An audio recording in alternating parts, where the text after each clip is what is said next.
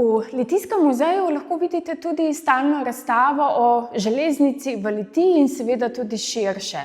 Lani je minilo 175 let, odkar je čez zasavske kraje in seveda do Ljubljane pripeljal prvi vlak. Takrat decembra smo zato tudi odprli prenovljeno razstavo, ne še čisto dokončano, o prvem vlaku oziroma prihodu železnice v Litijo, v Zasavje, ki je najbolj spremenila podobo našega mesta in seveda tudi ostalih zasavskih mest. V luči prenov železniških postaj in seveda tudi ostalih objektov in peronov ob njej, v luči tega, da bomo baje čez okoli 20 let imeli tudi hitrejšo, drugače speljano železniško progo, vabljeni v Mestni muzej Litija k ogledu, kako pa je železnica izgledala pred 175 leti ali recimo 150 leti z različnimi fotografijami, grafikami,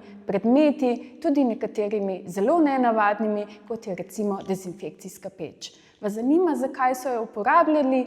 Pridite v muzej in z veseljem povemo, čemu je služila.